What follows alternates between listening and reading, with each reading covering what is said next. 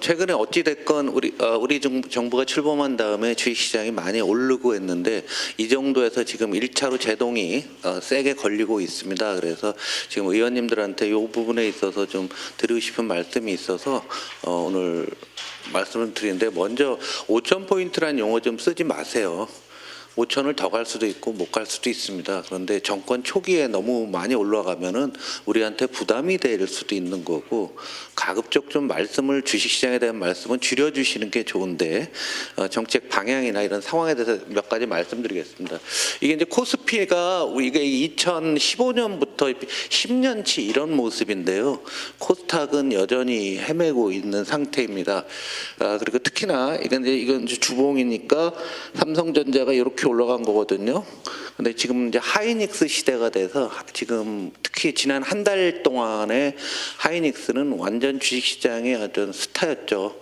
근데 하이닉스 많이 올랐고요. 그리고 우리가 이것만 보고 있지만 또 다른 한편에서는 더 많이 그 이전부터 오른 게 있습니다. 우리가 지금 흔히 얘기하는 전력 얘기를 할 때, 전력에서 가장 중요한 케이블, 우리가 얘기하면 전기줄하고 배전반 같은 거 있잖아요. 이런 거 하는, 근데 이거 배전반하는 이 현대 일렉트릭이 2021년에 이게 얼마냐면 잘 안 보이시죠? 4,040원이었거든요. 근데 서서히 올라가다가 2022년에도 뭐 얼마 안 됐죠. 4,5,000원 하다가 자꾸 끝에 보면 얼마라고 써 있어요? 100만 원입니다. 그래서 지금 전기에 대한 것들이 전 세계적으로, 지금 벌써 배 아프신 분들이 있어. 홍기현 의원 배 아픈 것 같다. 이런 어떤 현상인 거죠. 그러니까 우리가 AI 때문에 전력이 문제가 된다고 하는데, 발전소도 문제지만 배전반들을 많은 나라들이 다 바꿔야 되는 거예요. LS 일렉트릭이라든가 이런 거 많이 올랐고요. 오늘 발표하는 방산 쪽에서도 하나 에어로스페이스라든가 방산들이 굉장히 많이 올랐습니다. 또 다른 거, 그거 좀 조용히 좀 하세요, 수업 시간에. 또 다른 하나는 그냥 바이오 쪽이라든가 신기술 쪽에서 한 10배씩 오른 종목이 100개 정도 되는 것 같아요, 제가 보기에는. 그러니까 우리가 벤처가 되니 안 되니 하고 있지만 이미 시장에서는 이런 움직임들이 나타나고 있다는 겁니다. 그래서 분위기가 좋은 거는 사실인데 꼭 그런 건 아니에요. 코스피는 연초 이후에 많이 올랐는데 코스닥은 작고, 이번에 독특하게 대형주 중심으로 올랐는데 소형주는 오르지를 못했습니다. 거의. 이게 코스닥에 해당되는 거죠. 일반 투자가는 거의 여기에 90% 정도가 일반 투자가들이 다 있는 겁니다. 그런데 이거는 한국만의 현상이 아니에요. 미국에서 M7이라고 하는 주식들의 시가총액 비중을 이렇게 보시면은요, 2012년에 10%도 안 됐던 게 36까지 올랐습니다. 그러니까 요거 우리가 아는 애플, MS, 아마존, 알파벳, 메타, 엔비디아, 테슬라, 요 7개 종목이 주도하고 있는 거죠. 그러니까 어느 나라나, 그러니까 이게 뭐냐면 경기가 회복된다고 하는데, 특별히 AI라든가 미래산업 중심의 대형주로 전부 매기가 몰리고 있는 거예요. 반면에 이거는 이자 보상 배율, 영업이익이 금융비용, 이자 비용을 커버하지 못하는 회사가 작년 말 기준으로 1,056개나 됩니다. 어마어마하게 많은 거죠. 그 비중이 전체 주식의 42%가 될 정도로 시장의 양극화가 확 벌어지고 있는데, 이 아랫단에 우리나라 투자가들이 굉장히 많이 개인 투자를 갖고 있고, 이거는 내년 지방선거를 앞두고서도 우리한테는 큰 문제다라고 말씀을 드립니다. 그래서 지금은 빨간색은 PER인데요. 퍼가 올라가야 돼요. 다 올라가요. 미국도 오르고 유럽도 오르고 일본도 올라가면서 분위기가 아주 좋습니다. 그래서 우리나라도 퍼가 조금 올랐는데 뒤에 말씀드리겠는데, 특별히 올해 9월부터 반도체에 대한 이익이 이렇게 많이 증가된 거죠. 근데 나머지 산업, 이게 시장 전체고 나머지 산업은 그냥 오히려 줄고 있어요. 그러면서 양극화가 계속 심화되고 있는 게 시장입니다. 그래서 여기 먼저 보시면 우리나라 빨간 게 한국이고요, 퍼가. 그 다음에 가운데가 전 세계, 맨 위가 미국인데요. 한국은 올라간 것 같지만 반도체에서 이익을 많이 해놨으니까 퍼가 천천히 오른 거고요. 딴 나라들은 고점을 돌파하니까 미국 증시가 최근에 조정을 받는 이유는 너무 많이 올라간 게 아니냐라고 생각하는 거죠. 근데 우리의 목표는 뭐냐? 궁극적으로 5년 후에 우리는 뭘 해야 되냐면 금리랑 배당 수익률이랑 비슷하게 이미 와 있는데요. 금리랑 이게 조금만 더 올라가 주게 되면, 지금 우리가 왜 배당에 관심이 되냐면 금리랑 배당이랑 이 갭이 과거에 보면은 굉장히 컸잖아요. 은행 예금 넣는 게 낫지 배당을 왜 받았어요? 그런데 지금 비슷해지긴 했는데요. 차별화되어 있기 때문에 이걸 올라서 배당이 월급처럼 받는 나라가 되는 게 가장 좋은 나라죠. 그래서 의원님들께서는 그런 식으로 준비를 하셨으면 좋겠습니다. 주가 전망에는 세 가지 요소가 돼 있어요. 그래서 펀더멘탈, 기업 이익이 어떻게 되느냐, 기업이 성장하느냐 마느냐, 그 다음에 밸류에이션, 펄을 어떻게 할 것이냐, PBR을 몇 배 적용할 것이냐, 장기 투자할 거냐 말 거냐. 요거는 글로벌 유동성, 세계의 돈이 한국으로 오느냐 빠지느냐, 이런 세 가지 조합을 하나의 큰 투자 문화라는 것 위에서 보야 되는데, 지금까지 우리가 한 거는 반도체, 방산, 조선, 일부 벤처기업들의 펀더멘털은 낮이고 나머지는 좋아진 게 없었어요. 글로벌 유동성은 지금까지는 좋았는데 이미 맛이 갔어요. 맛이 간 지 꽤 됩니다. 한 달 정도 돼서 미국 증시가 조정을 받고 있고, 여러분 에브리싱 랠리라고 들어보셨죠? 모든 것들이 쑥 들어갔죠? 그래서 요즘 보면 비트코인 같은 것들이 막 떨어지면서 가상자산 시장은 초토화되고 있습니다. 그래서 미국의 가상자산에 있던 큰 손들이 털고 나온다는 얘기도 있죠. 왜냐하면 스테이블 코인이 대행한다. 그 가치를 하니까 둘이 공통 분모로 보다가 이거 서로 다른 거네, 이런 생각들을 하게 되는 거죠. 그래서 이 두 가지는 앞으로 별로 안 좋아질 것 같아요. 오직 좋아진다고 우리나라는 반도체, 전력, 조선, 방산 이런 것들은 좀 좋아질 거고요. 그 다음에 우리가 퍼가 어찌됐건 10배에서 12배로 오르고 이익이 좀 낮아서 지금 우리가 4천을 넘은 이게 현재의 상황이다라고 보시면 될 것 같습니다. 가장 중요한 건 펀더멘털은 기업 이익인데, 멀리서 보면은요, 2000년부터 보면은 이 막대기는 기업 이익이고 이거 주가예요. 여러분이 착 봐도 이제 주가랑 기업 이익은 같이 가는구나라고 보이시죠? 대답 좀 해요. 이제 좀 되네 이제. 봉숭아학대도 아니고. 그런데 우리 투자가들은 퍼가 올라간 거를 받아들이지 않습니다. 두 가지 이유가 되는 거예요. 일단은 나는 이거 인정 못해. 우리 정부가 많은 일을 했지만 투자가 나 인정 못해, 이런 사람이 있고, 또 하나 아까 M7이라는 그 회사가 한국에는 없잖아. 앞으로 세상을 주도할 것은 M7이 주도할 건데 한국에는 없으니까 나는 미국에 갈래.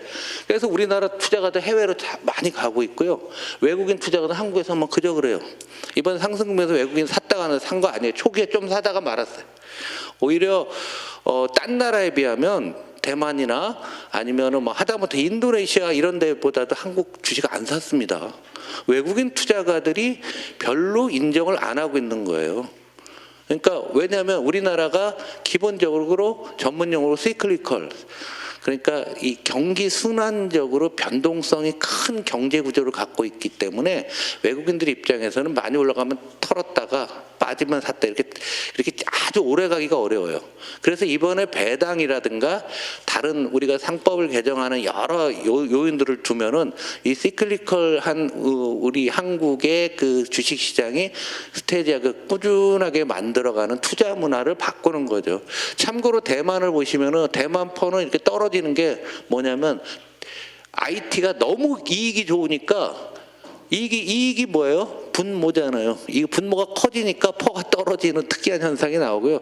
외국인 지분율 놓고 보시면은 45 정도까지 굉장히 높은 상태를 유지하고 있습니다. 그런데 우리도 좋은 점이 있어요. 가장 좋은 거는요, 여기서 여러분들이 주식시장 얘기할 때 있어요. 우리나라의 산업 포트폴리오 세계에서 가장 좋은 나라예요. 안정적이에요. 자, 미래 산업의 IT가 35, 산업재, 기계조선, 건설, 운송 이런 것들 산업재들이 20, 금융 쭉 있는데 이게 다 세계적인 앞에다 K만 붙이면 다 우리나라가 세계적인 수준이잖아요. 그런데 독일에서 뭐 IT라고 해봤자 셉이라고 하는 그 회사하고 뭐 별로 없고요. 낮습니다. 그러면 우리가 맨날 언론에서 대만이 잘 된다고 하는데 그거 아주 무식한 얘기예요. 대만은 IT가 63%를 차지하고 있는데요. 지금 AI 버블론이 굉장히 강한데요. 제가 이제 다음 주나 그 다음 주에 그 AI 버블론 정리해 드릴 건데요. AI가 버블이 나면 가장 어려운 나라는 대만이 되는 거 반대로. 여기가 너무 많으니까. 시장이 지금 몇 달 참으면 될 얘기입니다. 그걸 갖고 그냥 한국 시장 자기 비하하는데 이런 거고요. 독일도 뭐 현찮은 거죠. 그래서 우리가 한번 생각을 해보시면은 우리가 앞으로의 경제 구조가 AI, 특히 피지컬 AI, 에이전틱 AI를 하게 될 때 독일에서 할 게 뭐가 있어요? 일본에서 할 게 뭐가 있어? 우리나라는 뭐든지 다 적용할 수 있잖아요. 라면 공장, 만두 공장, 두부 공장에도 AI 들어갈 수 있잖아요. 우리가 기계조선만 하는 게 아니라 금융도 우리나라 동남아시아 거의 다 잡아가고 있습니다. 잘하고 있어요.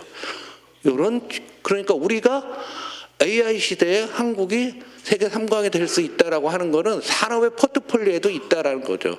그러면 주가 전망 어떻게 됩니까? 기업 아까 이익 있잖아요. 순이익. 내년도 애널리스트들이 전망한 게 289조 원이에요. 280가 PER 10배면 퍼 10배면 3,786. 지금보다 오히려 낮아지는 거죠. 그러나 우리가 퍼가 12배로 지금 올랐어. 11배, 12배라고 보면은 4,300. 그래서 혹시라도 저기서부터 이익은 계속 변하니까 계속 매일매일 같이 바뀌고 있어요. 바뀌면서 업데이트를 해보면 대충 지금부터 올라갈 게 별로 없는 거죠. 그런데 올라가는 방법은 퍼로 올리면 돼요. 퍼로 올리면 똑같은 이익이어도 5천이 되는 거죠. 13배를 적용하게 되면 14배 하면 더 갈 수도 있는 거죠. 근데 이거 한 방에 가려고 생각하면 아주 무리다. 이거 천천히 가니까 전망은 숫자로 보면 그렇게 많지는 않습니다. 지금 반도체에 대해서 최단으로 잡아나갔고요. 반도체 비중이 너무 커요. 그거는 우리 입장에서는 리스크입니다. 현재로서는. 그래서 지금 이제 조금 문제는 우리 투자가들이 해외로 계속 가고 M7 가는데 너무 많이들 가고 있다는 게 큰 문제인데 그거 지금 리스크가 뭐냐면 미국 증시 고점론들이 많이 나오는데 미국 비중이 너무 많아요. 전체 해외 나가는 게 94%고요. 한국 사람이 자동차를 사는데 한국 사람이 자동차 테슬라는 이만큼 샀는데 현대차는 요거밖에 없습니다. 그러면 이걸 줄이고 이걸 올릴 거냐, 이거 그냥 놓고 이거 올릴 거냐. 우리가 한번 생각해 보면 이번에 이제 관세 15%로 자동차 현황 갖고서 지금 이게 이제 상반기 기준 10월 16일 기준인데 이게 좀 더 이제 조금씩 올라가지 않겠는가. 그런데 우리가 이런 것들이 전부 다 우리가 코리아 디스카운트로 봐야 된다라는 얘기죠. 그래서 코리아 디스카운트가 도대체 뭐냐라고 했을 때 지정학적 위험 얘기를 하는데 한국에서 외국인은 항상 30% 이상을 유지하고 있어요. 진짜로 위험하면은 살 거다. 지금 더 위험한 나라는 어디예요? 앞에 보셨듯이 대만입니다. 대만이 외국인이 45% 갖고 있고 한국이 30% 갖고 있는데 무슨 코리아 디스카운트를 지정학적 리스크로 따지느냐. 그건 아니다라는 거죠. 그다음에 뭐 지배구조 문제. 저는 투자 문화를 제일 심하게 보니까 뭐 같은 얘기를 하는데 지금 부동산 편집증은 뭐 이건 뭐 어쩔 수 없는 거고 지금도 이런 상태이긴 하는데 이 저성장 저금리 사회 요 두 가지는 여전히 해소가 안 된 거예요. 이게 옛날부터 80년대부터 이렇게 오다 보니까 주가가 이게 큰 그림인데 70년대부터 주가 이렇게 올라서 이렇게 하는. 참고로 제가 이때 증권에서 왔거든요. 그런데 잘 보시면 우리나라 특성이 한 번에 쭉 올라갔다가 10년씩 서요. 쭉 올라갔다가 지금 16년째 쉬다가 이번에 올라간 거예요. 이런 식으로 나오는 게 저것 때문에 주가가 이렇게 된 거죠. 주가가 오래 쉬니까 저게 해소가 안 되는 이 부분을 해소하는 게 우리의 과제는. 그럼 어떻게 돼야 돼? 주가가 이렇게 45도로 쭉 올라가면은 코리아 디스카운트는 사라졌다라고 라고 볼 수가 있는 거죠. 그래서 주가 흐름에 있어서 우리가 그렇다는 얘기입니다. 그리고 그 의원님들께서 좀 말씀 좀 하시는 게 지금 현재 상황에서 기업인들을 너무 억제할 필요는 없어요. 그런데 그 우리가 말씀하실 때 좀 조심을 하시는 거는 여기 우리 젠슨 황 있잖아요. 얘가 지분이 3.5밖에 안 돼요. 3.5. 도요타 자동차 아키오 회장은 0.3이에요. 0.3. 물론 뭐 계열사를 통해서 지불하지만은 그런데 위대한 경영자라고 하잖아요. 그래서 여러분들이 저 오너에서 경영자로 가야 된다는 언급은 여러분들이 어디선가 저기 인터뷰를 하실 때라든가 발언하실 때 지금의 오너 체제는 경영자로 넘어가야 된다. 그래서 훌륭한 경영자라고 하면 지분율이 암만 나와도 경영권 전혀 걱정할 필요가 없다. 이런 식으로 여러분들이 말씀을 해주셔야 돼요. 다만 제가 여기서 몇 번 말씀드렸지만 우리나라의 1등부터 100등까지 기업 중에서 90개가 할아버지가 만든 회사예요. 할아버지는 아버지. 딴 나라는 1등부터 100등까지 90개가 지가 창업한 회사예요. 이건 우리가 경제개발 63년째예요. 1962년도 온 겁니다. 근데 지금 세계 경제가 매우 어렵고 우리나라도 어려운 상태거든요. 하지 말자는 얘기가 아니라 속도 조절할 필요 있다. 그리고 목표치를 미리 정해주면 이제 알아서 미리 다 해요. 예를 들어서 10년 후에 자사주 이제 없었다. 자사주 예를 들어 막 그런 정치가 나오면 지금부터 가지고 있는 거 슬슬 정리를 해나가고 나중에 어떻게 하고 또 사서 어느 정도 지분을 안정하는 건 기업이라면 당연히 그럴 거예요. 여러분들도 10년 후에 이렇게 바뀐다, 뭐 5년 후에 바뀐다 하면 미리 하지 않겠습니까? 속도 조절 부분들 굉장히 중요하다라는 말씀을 드리고 싶고요. 보완해야 될 것도 상당히 많이 있습니다. 지금 행동주의 펀드 계속 말씀드리는데 이 양아치 같은 애들이 지금 시장을 무진장 노리고 있어요. 특히 코스닥 우량 기업들 같은 거 대기업은 좀 쉽지는 않은데 그래서 이런 개인 차원에서 아주 이상한 친구들이 의외로 많이 있습니다. 여러분이 생각하는 것보다. 저는 누군지 알아요. 이름도 알고 하는데 마땅히 공격해야 될 회사도 있는데 혹시라도 우량 기업은 이런 것들을 선별들을 잘하는 게 좀 필요하다고 생각 들고요. 또 하나 고려해야 될 게 있어요. 지금 미국인데요. 미국에서요. 상위 0.1%, 상위 0.1이 전체 주식의 24%를 갖고 있어요.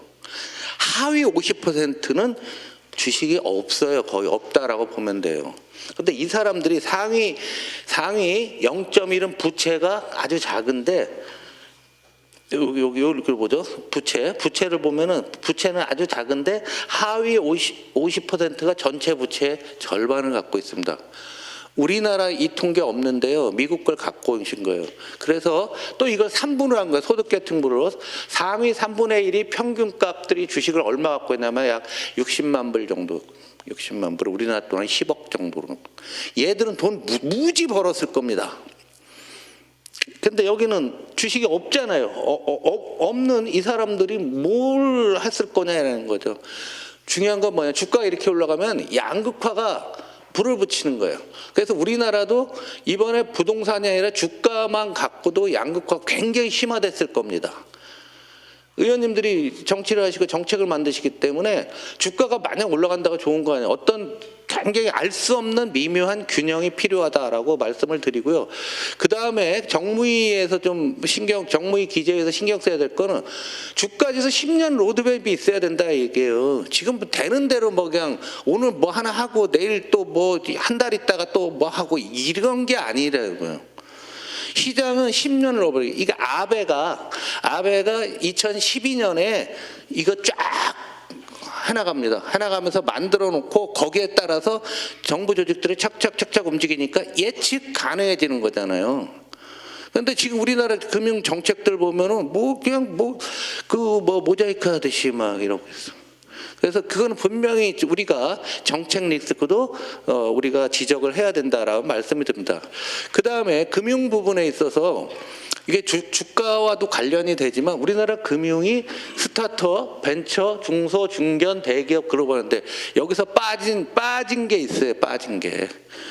제대로 안 되고 있는 쪽이 있으면 그게 중금리 시장 부분이고요. 그 다음에 스케일업 투자 어디 써놨나 벤처에서 중소 중견으로 넘어갈 때 스케일업 투자도 제대로 안 돼 있는 이런 측면이 있고, 이걸 보완하기 위해서 국민성장펀드에서 주식으로 투자하는 게 있습니다. 약 30조 잡아놓은 게 있는데요.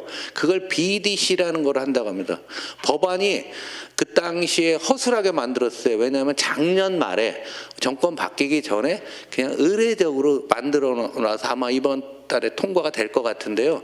일단 통과돼야죠. 뭐 어떻게 해서 통과를 해놓고 해야 되는데, 잘 보시면요, 일단 사이즈가 너무 작고요, 투자 제한도 많이 풀어줘야 되거든요. 투자 제한도 상당히 약합니다. 그래서 선진국은 BDC라고 하는 게 쉽게 얘기하면 뭐 회사 같이 해서 주식시장 상장을 시키는 건데, 펀드를 상장시키는 건데, 여기다 벤처로 들어가는데 선진국은 회사채 중심이에요. 그런데 우리나라는 이번에 이제 에쿼티 주식 중심으로 하기로 했는데요. 보완해야 될 점은 굉장히 많아요. 그래서 BDT 수정하는 어떤 분이 분명히 나는데, 금액을 지금 300억인가 아마 그렇게 나왔는데, 이거 한 2천억 정도로 늘려도 충분히 소화가 되고, 그래야지만 오히려 거래도 잘 될 수 있고 진짜로 실질적인 지원이 됩니다. 그래서 큰 그림을 놓고 보면은 기업뿐만이 아니라 서민금융도 마찬가지로 공백이 있는 거죠. 그래서 지금 경배 정책이 서민금융진흥원에서 하는 그쪽에서 햇살론 159, 15.9%를 9.9로 낮추는 것. 맞잖아요. 포용금융이라로. 그러니까 우리가 이거 공백이 있던 부분들을 촘촘히 맞춰가는 거죠. 그래서 뭐 정부도 이런 것 좀 알고 있고, 국정기획위원회에서 분명히 그 부분은 과제로 넣어놨는데 여러분이 좀 관심을 써주셨으면 좋겠습니다. 결론입니다. 제가 투자 문화가 중요하다고 하는데 사람 마음이 바뀌는 거예요. 이게 교육이 안 돼서 그래요. 교육이 계신 의원님들 진짜 우리나라 경제교육, 금융교육도 굉장히 잘 해야 되고요. 그다음 장기 투자 분양을 할 게 없어요. 지금 국민연금 제외하고 우리나라 액티브 펀드, 주식시장에 그냥 하는 펀드 없습니다. ETF가 250조라고 말하고 있는데, ETF는 그냥 시가총액 비중대로 시장에서 사는 거예요. 그 개별 종목의 주가가 맞냐 틀리냐에 대한 가치 판단은 없어요. 그러니까 시장이 합리적이지 않은 거예요.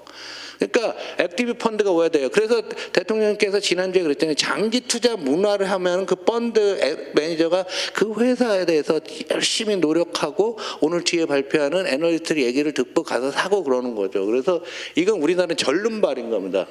그 다음에 의원님들이 특별히 말씀하셔야 될 거, 코스닥을 육성하라. 이건 선거용으로도 중요합니다. 일반인들은 다 코스닥 투자 비중이 많거든요. 그래서 이 장기랑 같이 보셔야 되는데, 코스닥이 왜 안 되냐? 오늘 샀다 오늘 파는 매매가 전체 거래의 50%예요. 그럼 못 오릅니다. 못 오르죠. 오늘 샀다 오늘 팔고, 예? 어제 샀다가 오늘 팔았다가 다시 끝날 때 또 사고, 이딴 짓거리를 수년째 하다 보니까 스스로 망가진 거예요. 그래서 코스닥이 장기 투자할 수 있는 방안을 찾아야 돼요. 정무에서. 코스닥이 장기 투자할 수 있는 거. 그 다음에 지금 증시 장기 로드맵 마련하고, 주식시장에 무리한 요구하는 특정 집단들이 있거든요. 그 감독원에 얘기해서 좀 관리 좀 하셔야 됩니다. 말도 안 되는 얘기는. 말도 안 되는 얘기가 뭐예요? 2년 전에 공매도 하면 마치 죽는 것처럼 했는데, 이번에 공매도 때문에 주가 올라간 거 아세요? 공매도 해놨는데 올라가니까 얘가 빨리 사야 될 거 아니에요. 공매도가 그런 순기능이 있는 거, 아주 무식한 소리들을 했어요. 저도 그 당시에 저는 기재위로 도망을 쳐 있었지만은, 저도 정말 쪽팔려요. 그때 공매도 해야 됩니다 이 얘기를 못 해갖고, 그때 같이 정무에 계시던 분들도 그 얘기 했다가는 작살이 나니까 못 했는데, 결론 한번 지나고 나서 보자 얘기예요. 그런 짓들이 너무 많은데 우리 국회에서 휘둘리지 않았으면 좋겠습니다. 저는 마치고요, 바로 조선 들어가겠습니다.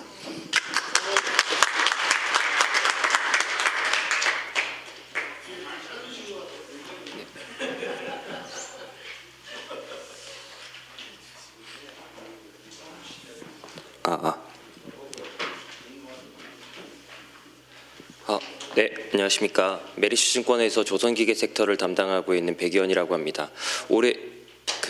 반갑습니다. 올해 봄에 한번 찾아뵀었는데요. 다시 한번 불러주셔가지고 너무 영광으로 생각합니다. 이번 준비한 자료는 2026년 이후에 저희 조선 섹터 특별히 미국 쪽 관련돼서 너무나 많은 어떤 영향과 어떤 호재가 있을 것이다라고 생각해서 관련된 내용을 간략하게 좀 설명을 드리는 시간 갖도록 하겠습니다. 그리고 이 자료 이후에 조금 전에 발간한 자료인데요. 최근에 그 화두가 된 K 핵잠 핵추진 잠수함 관련된 이슈에 대해서 저도 전문가는 아니지만 저희가 짧게나마 준비한 내용, 공부한 내용에 대해서 말씀드리고 소통하는 시간 갖도록 하겠습니다. 첫 번째, 내년 이후의 전망에 대해서 말씀드리고 싶은데요. 크게 세 가지 파트입니다. 첫 번째 파트는 미국 중심으로 LNG 증설 사이클, 앞서서 홍성우 위원님이 이 전력의 어떤 중요성 이런 부분 말씀하셨는데요. 같은 궤입니다. 미국의 LNG 증설 사이클이 진행되는 과정에서 우리나라의 조선업이 낙수 효과를 누려왔는데 이런 부분들이 내년에도 지속될 수 있다라는 점, 시장의 오해와 그런 것들에 대한 해답 말씀드릴 거고요.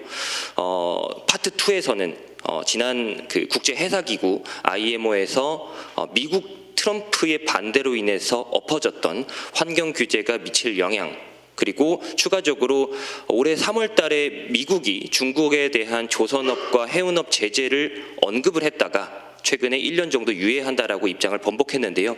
그 부분에 대해서 조선업이 어떤 영향을 받을 것인지를 파트 2에서 말씀드릴 예정입니다. 마지막으로 파트 3에서는 그러면 조선업이 2026년 이후에는 또 어떤 먹거리를 가지고 이 산업에 대한 어떤 긍정적인 부분을 얻을 수 있을지에 대해서 말씀드릴 겁니다. 에탄 운반선, FLNG, 군함 위주로 말씀드릴 예정입니다. 파트 3의 결론입니다. 2025년 말 지금 2달도 채 안 남았는데요. 저희는 LNG선 발주 모멘텀이 강력해질 수 있다라고 생각하고 있고 그 흐름은 2027년도까지 이상 없으리라 예상하고 있습니다. 왼쪽 차트 보시면은 연간 전 세계에서 LNG선이 몇 척씩 발주가 나왔는지를 그려내는 차트인데요. 많이 나올 때는 177척도 한 해 나왔던 적이 있습니다. 그런데 올해는 17척밖에 나오지 않았습니다. LNG선에 대해서 좀 첨언을 올리자면 조선업에서 가장 중요한 제품입니다. 지금 매출액에서 절반 정도가 LNG선에서 발생을 하고요. 그리고 LNG선이 향후에 그 올라가는 건조선가를 감안하면 제가 예상해 봤을 때 이론적으로 영업이익률이 30% 근사치까지 올라갈 수 있는 선종입니다. 그래서 가장 중요한 본업의 먹거리라고 볼 수 있는데 그게 올해 17척밖에 안 나왔다 보니까 많이 나왔을 때 대비해서 10분의 1 토막이거든요. 그래서 우려감이 번진 것은 사실입니다.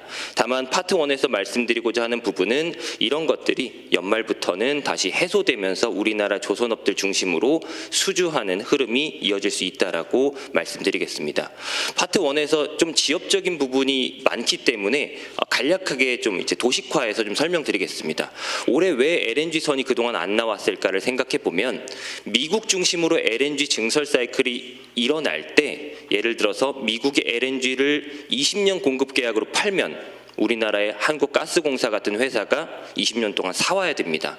그리고 그 사오면은 미국에서 우리나라로 이 LNG를 수송하기 위해서 선박을 운용하는 주체인 선주사가 이렇게 3명이 이해관계자가 둘러싸고 있는데 지금 상황에서 결론부터 말씀드리면 올 한 해 놓고 봤을 때 이 LNG선을 발주해야 되는 주체인 선주선사의 내부 수익률이라고 하는데 마진이 쉽게 말씀드려서 마진이 나오지 않는 상황이었습니다. 그래서 한 척에 3천억 원이 넘는 대규모 투자를 해야 되는 이 선주사 입장에서는 올해 공격적으로 선박을 더 발주하기는 쉽지 않았던 상황이다. 그러나 저희가 봤을 때 이런 LNG 증설 사이클이 어느 정도 유보될 수 있었습니다만 그 유보도 정도가 있습니다. 올해 말이 되면 선주사가 아니라 LNG 구매자 중심에서 다시 한번 발주가 촉발될 수 있다라고 생각하고 있고요.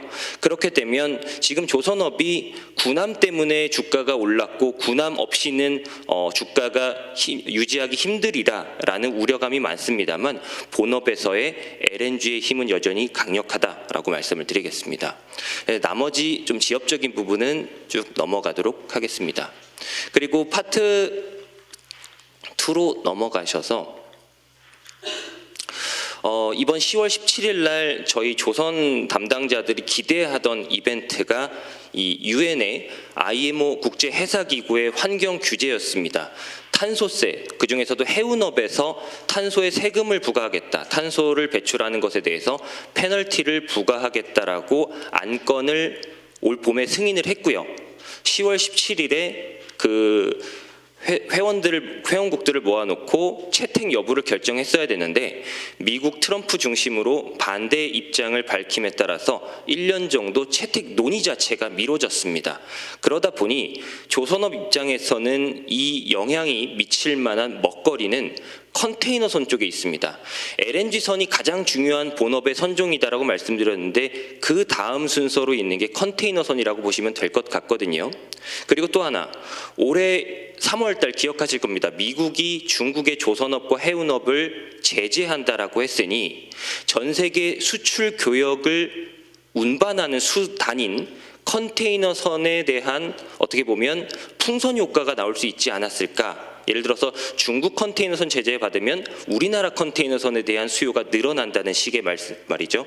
그래서 근데 최근에 그런 것에 대해서도 1년 유예 흐름이 나오다 보니까 전반적으로 우리나라 컨테이너선의 어떤 시황이 망가지지 않았을까라는 우려감이 있습니다.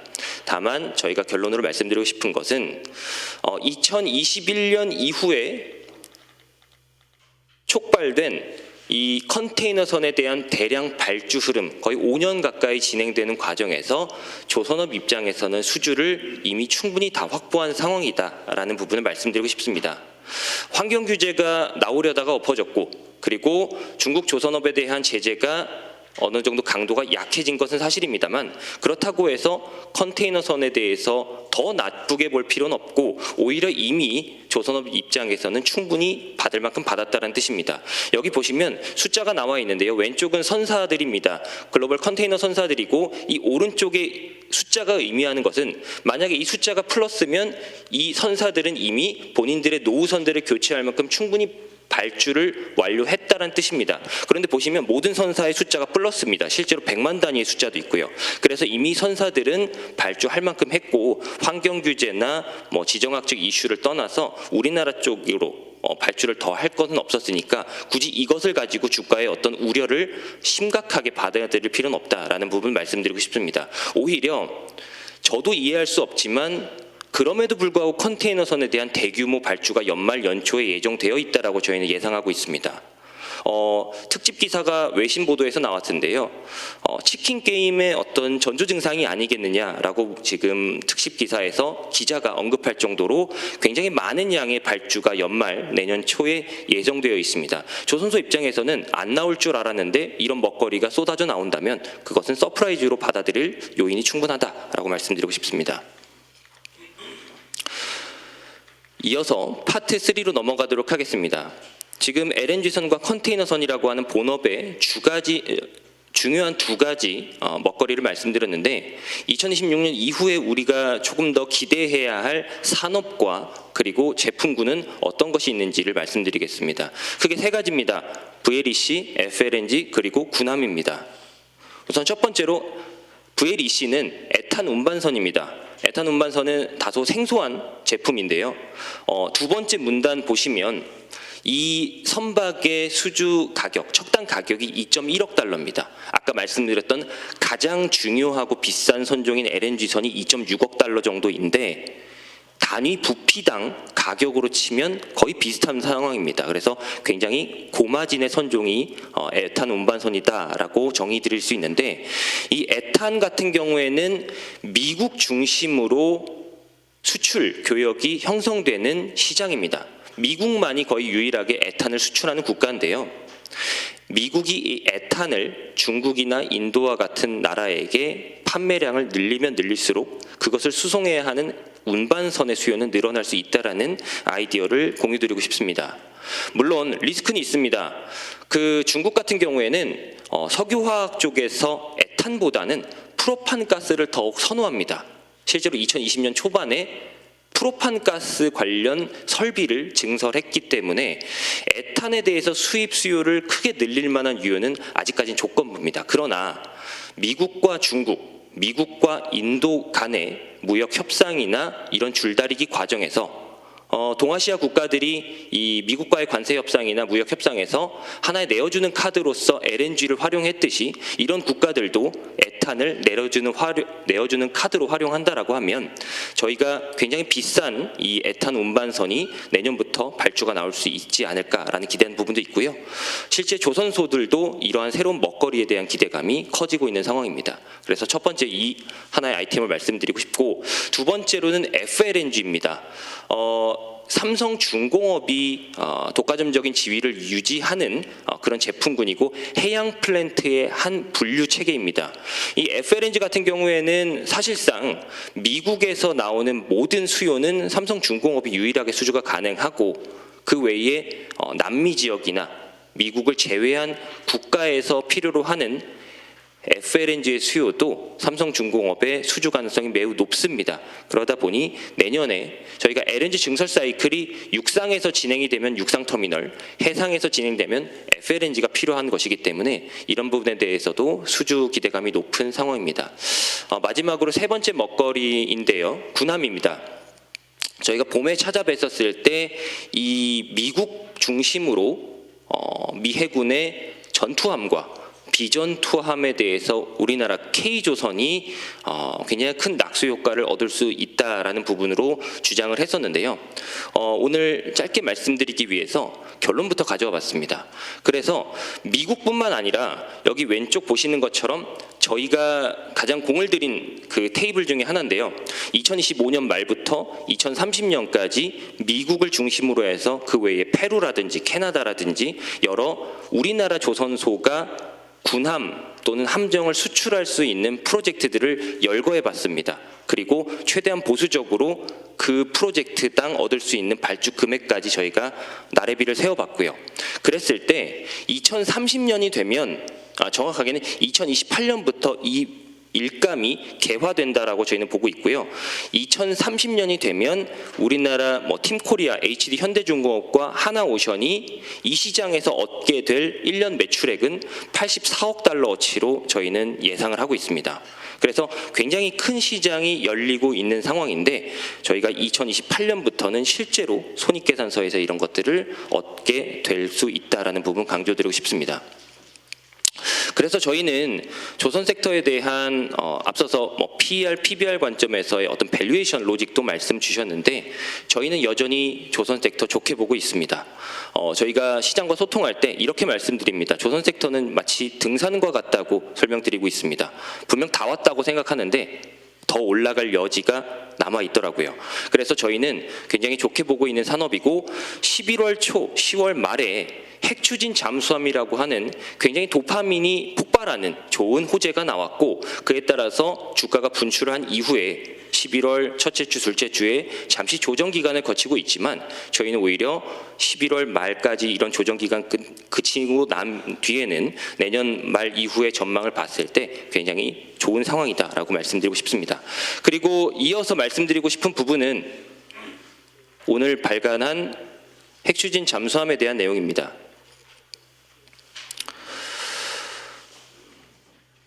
결론을 짧게 말씀드리면 이번 한미 팩트시트 발표와 함께 K핵잠 이슈가 다시 한번 재부각됐습니다. 그리고 10월 말에 잠깐 거론됐을 때는 우리나라의 핵추진 잠수함을 어디서 짓게 될 것인가. 미국 트럼프 대통령은 미국 현지의 필리조선소에서의 건조를 SNS에서 언급하면서 이것에 대한 왈가왈부 말이 많았었는데요.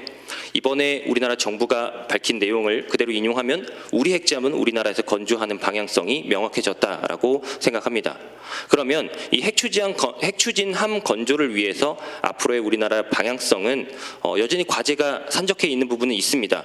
첫 번째로 그 원자로 격실을 탑재를 해야 되기 때문에 기존의 장보고 3 배치 2급의 사이즈에서 내압 선체를 조금 더 확장해야 되는 설계 역량의 추가 레벨업이라는 과제가 필요하고요. 두 번째로는 우리나라 자체의 원자로 개발이라는 어떤 과제도 필요합니다.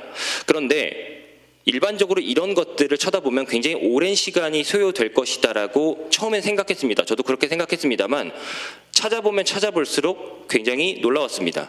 우리나라가 이런 핵추진 잠수함에 대해서 30년 이상의 숨은 노력을 굉장히 치열하게 연구해 왔고 노력해 왔다라는 것을 이번 자료를 공부하면서 준비하면서 얻게 된 사실입니다.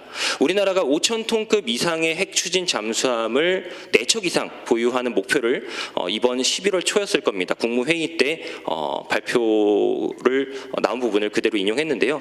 저희가 봤을 때 비슷한 배수량을 가진 그 영국이나 주요 국가들의 핵 추진 잠수함의 건조 가격을 봤을 때 척당 3조 원에서 3.5조 원 정도로 예상을 하게 되고요. 그리고 우리나라에서 그 국방부에서 발표한 내용을 그대로 인용하면 2020년대 후반부터 첫 선도함의 건조가 시작된다라는 부분을 말씀하셨습니다. 그 말은 이미 우리나라 군함 조선소 내부적으로는 어느 정도 기본 설계에 대한 가이드라인 정도 아니면 어느 정도 기술 역량은 확보되지 않았을까라는 생각도 있고요. 저희가 들고 온 지금 자료가 요약본이기 때문에 원자로 부분에 대한 내용이 많이 생략되어 있습니다만 2026년 1월에 개소하게 될 경주에 있는 문무대왕과학연구소 그리고 그 전부터 있었던 스마트 원자로 그리고 이어져 왔던 해양용 나아가 핵잠용 원자로에 대한 기술 개발 노력 거슬러 올라가면 1993년부터 거슬러 올라갈 정도로 굉장히 역사가 깊더라고요. 그래서 저희가 만약에 이런 것들이 어떤 기술 개발에 따른 시장 개발의 승수 효과 측면에서 저희가 살펴봤을 때 핵 추진 잠수함을 우리가 개발하고 건조하게 된다면 다음과 같은 3가지 이벤트가 추가적으로 긍정적으로 발생할 수 있다고 생각합니다. 만약 첫 번째로 지금 SMR 중에 가장 난이도가 높은 핵잠용 SMR을 2027-28년에 개발한다라는 목표로 저희가 어떤 그동안에 나왔던 발언들을 역산할 수 있는데요. 그렇게 되면 상대적으로 개발 난이도가 쉬운 선박용 SMR의 성숙도는 이미 어느 정도 성숙되어 있을 가능성이 높습니다. 이런 것들이 민간 민수 분야에 적용된다라고 하면 뭐 컨테이너선이나 LNG선 이런 부분들은 아직 이르겠습니다만 최근에 북극 항로 중심으로 해서 러시아, 미국, 캐나다, 스웨덴 등의 굉장히 강력한 쇄빙선 확보 노력이 시작되고 있는 국면입니다. 그러면 이 쇄빙선에 대해서 기존의 디젤 엔진 방식으로는 결코 넘을 수 없는 어떤 한계점을 넘을 수 있는 것이 이 선박용 SMR 추진 방식이기 때문에 이 시장에서 우리나라가 새로운 먹거리를 진출할 수 있다는 기대 효과가 첫 번째고요. 두 번째로는 이런 국산 K 핵잠 건조 레퍼런스가 우리나라 군함 조선소들의 네임밸류와 향후 디젤 잠수함들에 대한 수주 영업 환경에서 브랜드 파워를 확산시켜 줄 수 있다고 생각합니다. 이미 올해 말에 폴란드에서 대략 55억 달러짜리 이 오르카 잠수함 사업에 대한 숏리스트가 올해 말 중으로 선정이 된다라고 알려져 있는데 그리고 내년부터는 캐나다 435억 달러짜리 규모의 잠수함 사업도 추진 중입니다. 이런 부분에 대해서 핵잠을 건조한 조선소의 네임밸류가 이 입찰 과정에서의 어떤 수주 입김은 훨씬 더 용이해지지 않겠나라는 어떤 나이브한 기대감도 있을 수 있고요. 추가적으로 이러한 잠수함 밸류체인 시장이 확대가 되면 아까 홍성국 위원님께서도 말씀하셨던 코스닥 관련돼서도 여러 기술적인 우위를 가진 회사들의 성장도 도모할 수 있는 부분이 큽니다. 여기 보시면 대표적으로 STX 엔진 같은 업체들도 있고요. 범한 퓨얼셀 같은 업체들도 있습니다. 전문가분들이 더 잘 아시는 부분이겠지만 러프하게 말씀드려서 재래식 잠수함 같은 경우에는 저희가 장보고함을 처음으로 도입한 그 문근식 해군 전 잠수함장님의 말씀을 그대로 인용하면 저속으로 추진할 때는 2-3일 자망 기간입니다. 근데 이게 만약에 최고 속도를 내게 되면 자망 기간이 며칠이 아니고 1시간으로 제한된다고 하더라고요. 그래서 결국에 핵 추진 잠수함이 아닌 이상의 재래식 잠수함의 자망 능력을 키우기 위해서는 공기를 필요로 하지 않는 그러한 추진 시스템이 필요한데 거기에 들어가는 연료 전지 모듈을 세계 2번째로 국산화한 게 범한 퓨얼셀이고요. 앞서서 말씀드렸던 이런 잠수함 시장 수출 확대로 인한 어떤 기회 요인을 포착할 수 있는 회사로서 하나 말씀드리고 싶고 두 번째로는 잠수함뿐만 아니라 기존의 수상함들 포함해서 여러 군함 엔진에 대해서 독일의 롤스로이스의 MTU 라인의 디젤 엔진이 굉장히 중요한 상황인데 유일하게 그 라이센스를 받아서 생산하는 업체가 STX 엔진입니다. 군함 시장이 열리게 됐을 때 마찬가지로 기회 요인이 있을 수 있다라고 생각합니다. 마무리 드리고 싶은데요.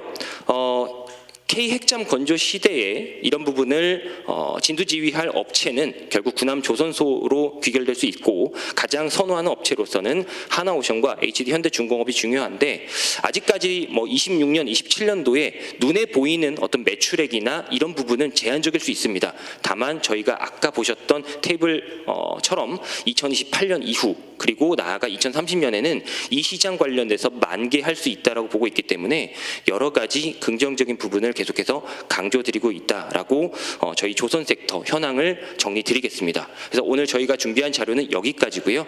잘 말씀 들어주셔서 감사합니다.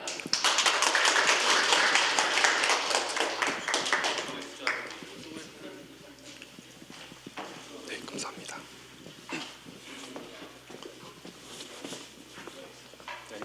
네, 안녕하십니까. 메리츠증권 리서치센터에서 방위산업 담당하고 있는 이지호입니다. 네, 방위산업이 지금 어떤 국면 지나가고 있고 앞으로 어떻게 될 것 같은지 좀 말씀드리려고 합니다.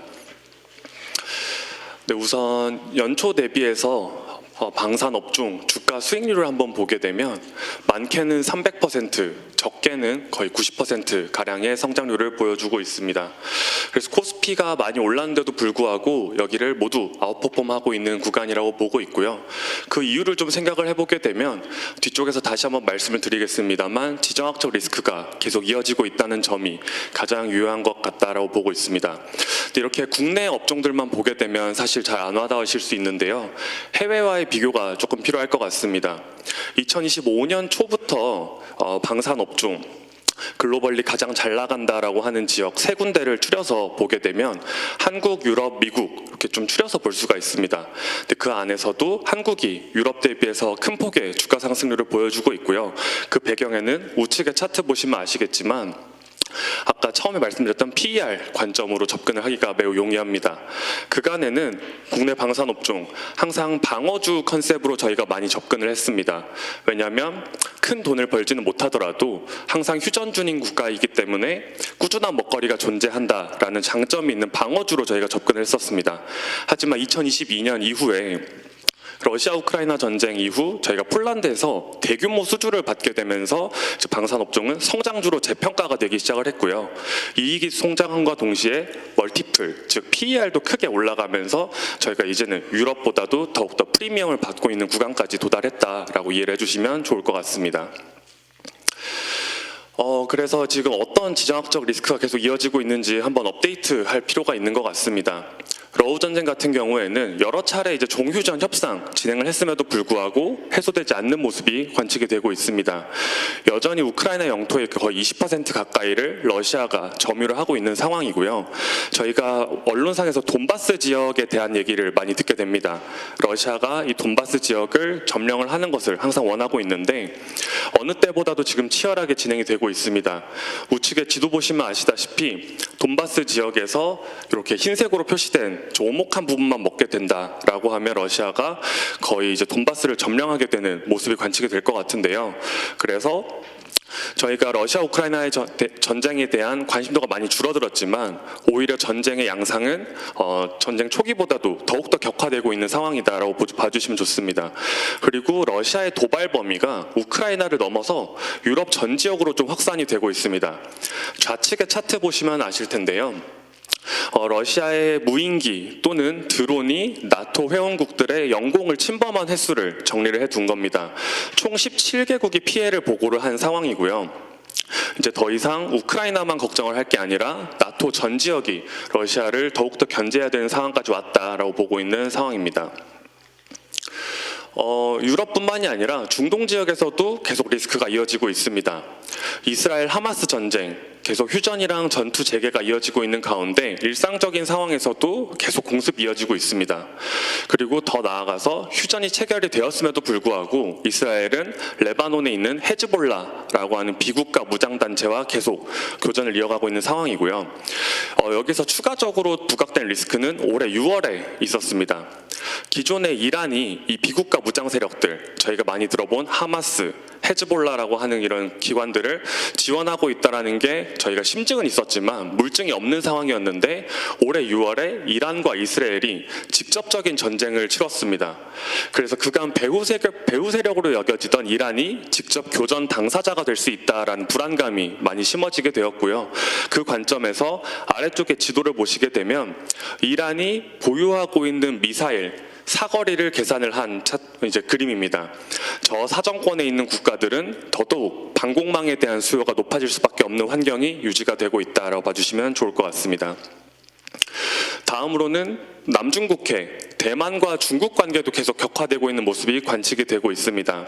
아래쪽의 차트는 중국의 이제 훈련기 내지는 전투기, 무인기가 대만의 방공 식별구역을 침범한 횟수를 정리를 해놓은 건데요.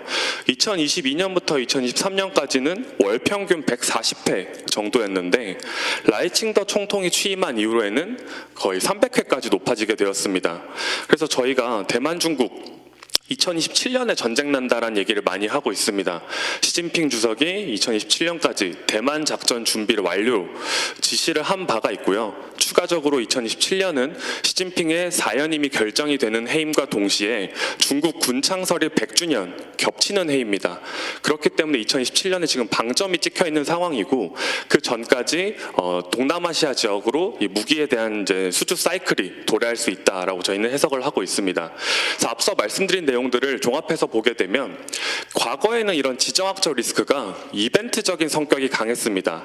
그래서 방위산업, 해외에서 전쟁이 났다거나 아니면 북한에 도발이 있었다라고 하면 이벤트적으로 주가가 많이 좋아지는 그런 이제 움직임을 보였다라고 하면 이제는 지정학적 리스크가 이벤트가 아닌 상시 요인으로 변했다라고 보고 있습니다. 특히나 방금 말씀드린 국가들 그런 지정학적 리스크가 발생하고 있는 지역들이 그레이존이라고 해서 항상 전면전으로 확대가 되지는 않더라도 군사적, 비구산적인 수단을 계속 병행하면서 갉아먹는 그런 형식으로 전략이 이제 진행이 되고 있습니다. 결국 이러한 것들은 각 국가가 자국 내에 방산 설비 확보에 대한 의지를 좀 높이게 되었습니다. 그 관점에서 이제 앞으로는 종전이나 휴전 이런 것들이 중요한 상황이 아니라 앞으로 구조적으로 10년 이상 무기에 대한 재고 축적 사이클이 올 수 있다라고 보고 있습니다. 다음으로는 우리나라가 이제 무기 수출 한지 조금 시간이 되었습니다. 다수의 이제 플랫폼들이 이제 인도가 되었기 때문에 여기에 후속적인 매출액들이 따라오는 선순환 구조에 접어들기 시작을 했습니다. 예를 들어서 K9 자주포나 K2 전차 저희가 판매한 국가들이 거기에 들어가는 재래식 포탄 계속 구매를 할 수밖에 없겠죠. 그리고 천무라고 하는 미사일 발사대, 천궁이라고 하는 방공망 이런 것들을 구매해간 국가도 거기에 들어가는 유도무기들을 꾸준히 우리나라에서 구매를 할 수밖에 없는 상황입니다. 그래서 저희가 이제 방산업종 대할 때 대규모 수주 베이스의 사업들도 상당히 관심도가 높지만 앞으로는 이런 이어서 나올 수 있는 후속적인 주문들에 대해서도 관심을 가질 필요가 있다라고 봐주시면 좋을 것 같습니다. 마지막으로는 이제 글로벌 국방비 지출액 추이가 계속 높아지는 게 유지가 되고 있습니다.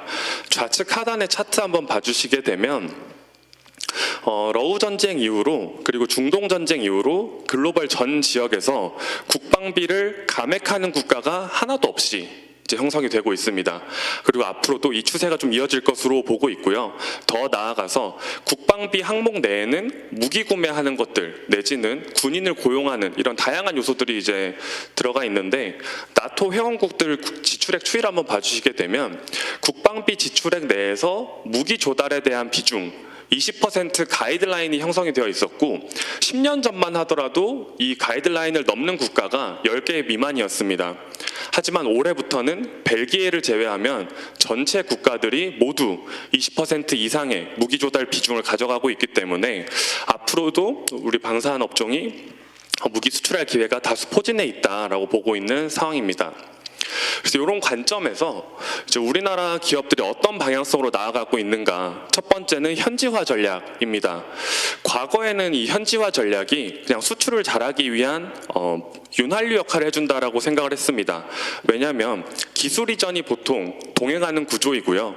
그 관점에서 이제 무기를 구매해가는 국가는 고용 창출이나 산업 육성에 대한 의지를 가져갈 수 있다는 점, 그리고 기업 입장에서는 향후 추가적인 무기 수출 내지는 주변국으로의 확장에 용이해진다는 거점을 확보한다는 목적, 이렇게 두 가지가 윈윈으로 들어가는 부분이었다라고 하면 이제는 좀 필수적인 역량으로 부상을 하고 있습니다. 제가 앞서 그레이존이 많아지면서 자국 내에 방산 설비를 보유하고자 하는 의지가 높아졌다라고 말씀을 드렸죠. 실제로 미국 같은 경우는 메이드 인 아메리카 정책을 고수를 하고 있고, 최근에 루마니아 그리고 중동 지역 같은 경우는 높은 현지 생산 비율을 요구를 하고 있습니다. 즉 방산 시장에 있어서 경쟁도가 많이 높아지고 있기 때문에 현지화 전략은 이제 선택이 아니라 필수적인 역량으로 부상을 하고 있는 상황이고요. 지금 우리나라 방산업종의 주요 거점은 동유럽, 즉 폴란드와 호주 정도가 있습니다. 앞으로 하단에 보시는 것처럼 다양한 지역으로 적극적인 현지화 좀 예정이 되어 있고요. 더 큰 시장이 열릴 기회만 기다리고 있다라고 봐주시면 좋을 것 같습니다. 다음으로는 우리나라가 지금 경쟁하고 있는 시장이 결국 유럽입니다. 그리고 유럽의 이 생산 속도가 빨리 올라오지 못하고 있는 상황입니다. 아래쪽에 표로 좀 정리가 되어 있는데요. 우리나라가 강점을 보이는 자주포, 저희가 보통 독일과 경쟁을 많이 하게 되는데 독일이 한 해에 6문밖에 생산을 하지 못합니다. 하지만 우리나라 이제 하나 에어로스페이스의 K9 같은 경우는 연간 240문을 생산을 할 수가 있습니다. 전차 같은 경우도 독일은 한 해에 50대밖에 생산하지 못합니다. 하지만 현대 로템의 K2 120대 이상 연간 생산할 수 있습니다. 즉 무기 수요는 엄청 좋아지고 있는데 유럽 자체적인 공급 능력이 따라오지 못하다 보니까 이 초과 수요 국면이 계속 이어질 수밖에 없고요. 제3국으로 수요가 넘어올 수밖에 없다라고 보고 있습니다. 실제로 유럽이 2030년까지 재무장 계획을 발표를 했는데 과거에는 자국 내에서 방위산업 보호주의 정책이 크게 강조가 되었습니다. 하지만 지금 돌아가는 형태를 보아하니 본인들이 원하는 수준의 생산 능력 확보하기에 시간 너무 오래 걸린다. 빠른 재무장이 더 중요하다라고 하면서 제3국 배제 조항까지도 없어진 상황입니다. 즉 유럽에서 자체적인 공급 능력이 못 올라오고 있어서 우리나라가 계속 유럽에다가 수출을 할 수 있는 환경이 마련되고 있다라고 봐주시면 좋을 것 같습니다. 다음으로는 이제 방산업종에 있어서도 이제 미래 전장을 좀 준비를 하기 시작했습니다. 대표적으로 미국과 중국 같은 경우가 무인기 형태로 많이 진행을 하고 있고요. 우리나라도 따라서 움직이는 모습이 나타나고 있습니다. 그래서 이런 신성장 동력들이 붙어 주었을 때 저희는 단기 이런 재래식 무기 시장뿐만이 아니라 장기 관점에서 미래 전장까지 대응할 수 있다는 점을 좀 증명해야 되는 시점이 오고 있다라고 봐주시면 좋습니다. 그래서 올해 국내 업체들의 수주 성과를 좀 보게 되면 올해 이제 방산 수출 목표치로 제시가 되었던 게 200억 불입니다. 근데 올해 8월 기준으로 이미 230억 불을 돌파하면서 초과 달성을 한 상황이고요. 그 관점에서 장기적으로 우리나라가 글로벌 무기 수출 글로벌 4위에 도달하겠다라고 하는 이제 목표가 크게 허황된 것만은 아니다라는 점을 조금 알 수 있습니다.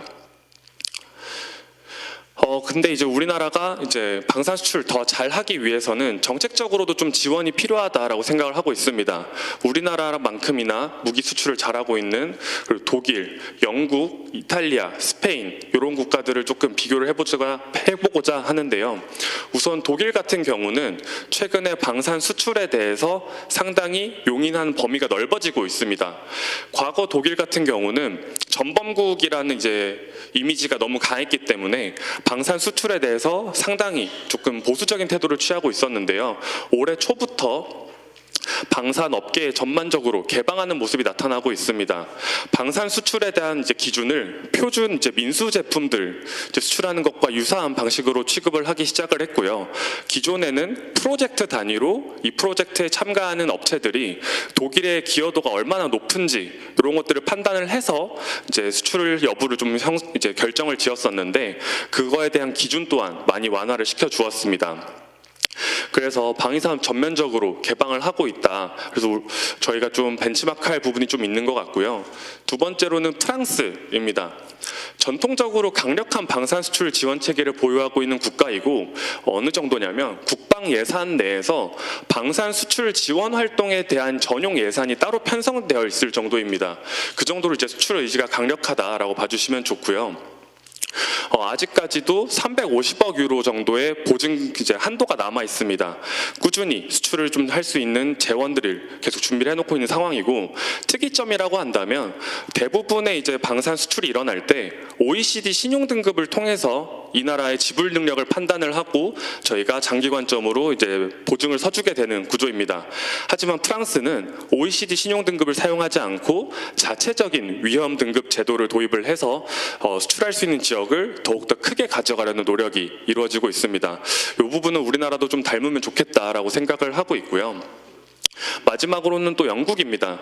영국 같은 경우도 올해부터 방산 수출 전담 조직이 새로 이제 출범이 되었습니다. 거기에 더해서 국방산업 전략 내에서 처음부터 개발할 때부터 방산 수출을 염두에 두고 개발을 시작한다라는 식으로 아예 못을 박아버렸기 때문에 앞으로의 방산 수출이 얼마나 중요해지는지를 조금 알 수 있습니다. 그래서 이런 것들을 좀 바탕으로 우리나라랑 좀 비교를 해보았을 때 가장 조금 필요한 부분이라고 한다면 수출 신용기관 좀 단일화가 필요하다라고 생각을 합니다. 우리나라 같은 경우는 이제 수출입은행과 무역보험공사가 정책금융과 수출신용을 즉 동시에 담당하고 있다 보니 한 개의 기관이 이제 핸들을 잡고 추진력이 좀 부족해지는 그런 모습이 나타나고 있습니다. 반대로 유럽이나 미국 같은 경우는 유럽은 단일 수출신용기관이 방산까지 모두 담당을 하는 구조이기 때문에 추진력이 좀 빠르게 올라올 수 있다는 장점이 있고요. 미국 같은 경우에는 방산 전용 수출기구를 수출신용기관을 따로 두고 있는 이제 상황입니다. 우리나라도 뭔가 이 다중 체제가 좋을 수도 있겠지만 단일 체제로 좀 나아가면서 속도를 좀 빨리 올릴 수 있는 그런 이제 필요성이 있다라고 보고 있고요. 두 번째로는 직접 대출 이제 비중을 좀 줄일 가능성을 낮출 필요가 있다라고 보고 있습니다. 실제로 폴란드 1차 계약에서도 수출입은행이 직접 대출을 하는 형태로 돈을 빌려주게 되었습니다. 그러다 보니 이제 자본금 이제 한도도 많이 소진이 되었고요. 국가 이제 대출 리스크로 좀 확대가 될 수 있다라는 우려가 제기가 되면서 폴란드 2차 수출 당시에 상당히 이 금융 지원에 대한 논의가 길어졌던 이제 사례가 있습니다. 그래서 유럽 같은 경우는 수출 신용기관이 직접 대출을 진행을 하지 않습니다. 국책은행이나 시중은행이 이제 돈을 빌려주고 거기에 보증만 참여하는 형태입니다. 우리나라도 여기에 대해서 뭔가 확고한 기준점이 좀 필요한 시점이라고 보고 있는 상황입니다. 그래서 시간 관계상 조금 빠르게 정리하도록 하겠습니다. 유럽 같은 경우는 국방비 지출액 확장 기조가 계속 유지가 될 예정이고요. 저희가 한 국가가 국방비를 어느 정도 사용하는지 판단하는 지표로 GDP 대비 몇 %를 국방비로 쓰는가 사용을 하고 있는데, 과거에 나토 회원국들에게 제시가 되었던 가이드라인은 GDP 대비 2%였습니다.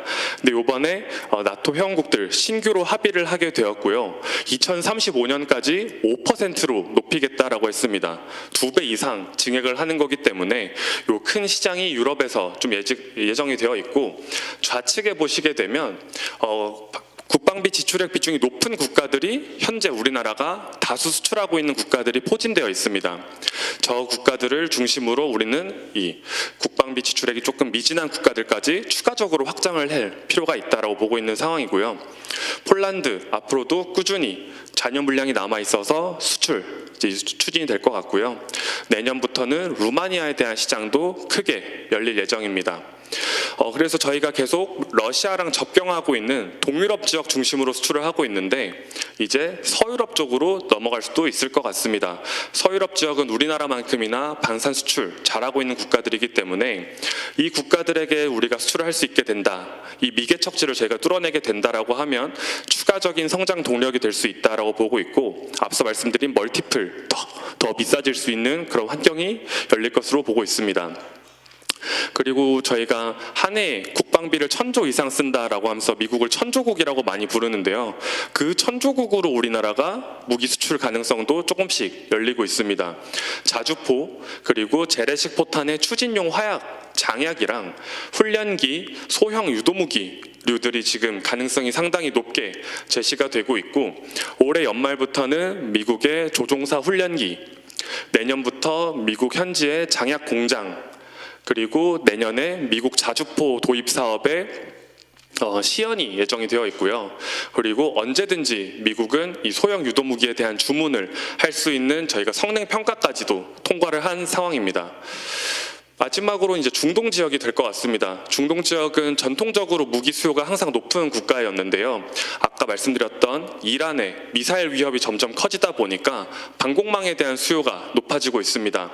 대표적으로 우리나라는 천궁2라고 하는 방공망을 지금 중동의 3국향으로 수출이 성사가 된 상황이고요. 더 장기적인 관점에서 천궁보다 더 높은 고도를 요격할 수 있는 LSAM, 천궁보다 낮지만 이제 아이언돔과 같은 역할을 해줄 수 있는 장사정포 요격 체계, 여기까지 수출 범위가 확대될 수 있다라고 보고 있는 상황입니다. 다음으로는 우리나라가 올해부터 최초로 국내 양산하기 시작한 전투기도 수출 시장이 좀 열릴 수 있다라고 보고 있고요. 사우디아라비아는 토네이도 전투기 교체 사업에 KF-21이 지금 2파전 양산까지도 이제 올라갔습니다. 실제 수출 가능성이 많이 높아졌다라고 보고 있고요. 아랍에미리트 같은 경우는 우리나라가 KF-21 인도네시아랑 공동 개발을 하다가 파트너십이 망가졌잖아요. 그 빈자리를 아랍에미리트가 채우고자 하는 의지가 계속 관찰이 되고 있습니다. 마지막으로 이제 중동 지상무기 시장이 가장 크게 열리고 있습니다. 과거 이제 중동향 지상무기 수출이라고 하면 우리나라 K9 자주포와 K2 전차에 독일제 부품이 들어갔었고 독일이 중동향으로 금수 조치를 계속 유지를 하고 있었기 때문에 저희가 수출을 못하는 구조였습니다. 하지만 작년부로 국산화가 완료가 되면서 이제 중동 진출 가능해지게 되었고요. 아마 연말쯤에 사우디아라비아에서 대규모 지상무기 교체에 대한 우선 협상 대상자 발표가 예정이 되어 있고 최소 20조 원 이상을 저희가 보고 있습니다. 더 나아가서 이라크, 미군이 철수한 이후에 전차 운용이 필요하기 때문에 현대로템에 대한 주문이 곧 이루어질 것으로 보고 있습니다. 그래서 여기 보시는 것들처럼 점차 수출 포트폴리오도 다변화가 되고 있고 수출 가능성이 높은 국가들의 수도 계속 추가가 되고 있습니다. 아마 앞으로도 이 사이클은 최소 5년 이상 유럽의 생산 능력이 올라오기 전까지 유지가 될 것으로 보고 있고요. 그 시점까지 국내 방산업종이 계속 성장이 예상된다. 이렇게 좀 말씀을 드리겠습니다. 감사합니다. 장시간 동안 들어주셔서 감사합니다. 오늘 그 조선이 지금 한참 좋다 약간 꺾이는데 추가 성장 동력을 말씀을 했고요. 방사는 뭐 계속 나오니까 의원님들이 의원 외교 하실 때 특히 유럽 쪽하고 하실 때 굉장히 의원님들이 좀 많이 해주셨으면 좋은 성과가 나지 않을까 생각됩니다. 앞으로 계속 4주 연속 지속되니까요. 여러분들 꼭 좀 참여해 주시면 좋은 재료로 준비하겠습니다. 감사합니다.